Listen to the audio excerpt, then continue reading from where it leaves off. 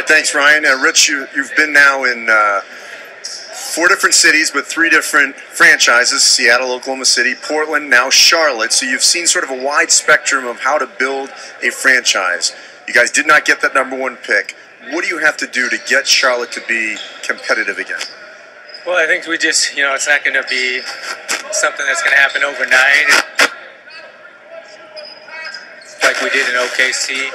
And, it's not an overnight thing, so build it one day at a time. When you didn't get the #1 pick, and obviously this has been driven as a #1 pick draft because of Anthony Davis, what was the reaction in the front office? Well, I was disappointed. Obviously everybody there at the lottery wanted the #1 pick, but #2 is better than 3 and 4, so we're looking forward to taking the best player available at #2. What are the chances in this draft that at #2 you could get someone that's similar maybe at 10 or 11, so maybe look to maybe move down and get multiple picks rather than just have #2? Yeah, it's a deep trade back, trade for a player and picks, trade for... Let's take a look at the Charlotte Bobcats draft snapshot. The all-time worst winning percentage in NBA history, 7-59. I want to apologize for those mic issues there. They're cutting out with Andy Katz, with Richard Cho, the general manager. Now, this is not necessarily all on Cho. He's new on the job, guys. They've got that #2 pick, 31 in the second round. DJ Augustine, restricted free agent. They've got some cap space. But overall, Tom, I don't know if you'll want to say it, but I'll offer it. I think this is the worst roster in the NBA. Well, they had the worst record in the NBA. Here's the tricky part. Notable free agents, what you'd want to see is about 6 names, right? So you could really turn this thing over. And one of the challenges with them is all their players, for the most part, are back under contract again next year.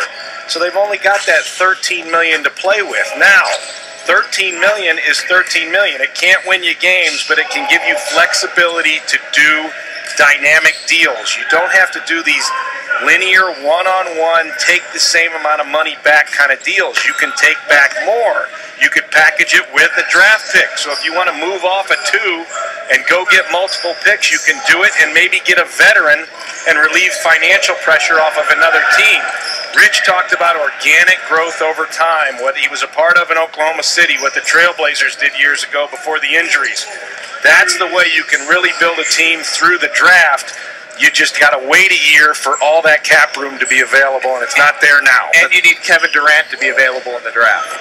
We talk about this strategy that the Thunder have of getting really bad and then getting these high draft picks, but it also requires that franchise player is there. And look, if they got #1, they probably would have taken Greg Oden, and we'd be talking very differently about the Thunder than we are today. So look, some of this is luck and some of this is timing and finding the right draft and the right space. And unfortunately for the Bobcats, they're in a bad timing space right now. They didn't get the #1 pick in the draft this year, and there's not another franchise changer there. You look at next year's 2013 draft, it is much shallower than this draft, and so they're going to have a high pick again.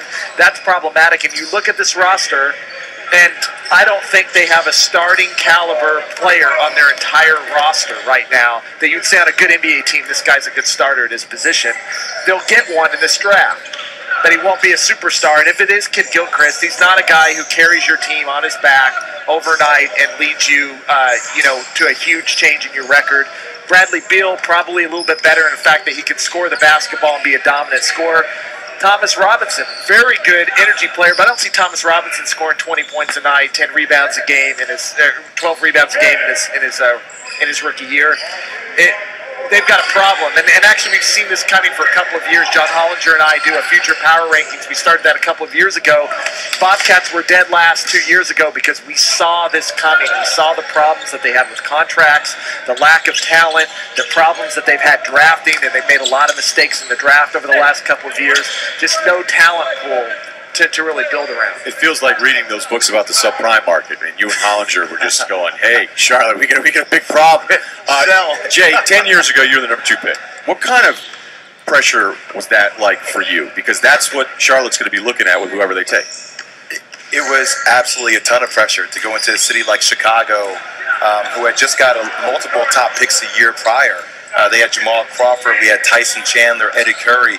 The average age of our team was around 22, 23 years old with a couple of veterans. And it was very difficult to build and to create a winning environment. I mean, I think that was one of the most humbling things about being a rookie on a very young team, is that some guys really didn't care if your team won or not. Some guys were more primed to care about what kind of points they scored because they were in their contract years. And I guess, Tom, that's a question I wanted to ask you moving forward for Charlotte. You have some decent pieces there with B.J. Mullins. You have Gerald Henderson. Corey Maggette maybe is getting towards the latter part of his career, but you have Kimball Walker there as well. And how would you move forward if you were to draft a guy like MKG with the second pick? You put him with as much young talent as you can. You try to get the right veteran leadership, and that's where we come back to the challenge of not being able to turn over the roster, right? So you want to get fresh faces, a fresh start, and here it's going to come down to getting a new coach and establishing a new culture and supporting all of them with the resources they need to develop and evolve. And guess what, guys? It happens. You can turn franchises around, and they will. They just hoped they were going to turn it around with the number 1 pick, because now that sets their timeline back a little bit more. The small forward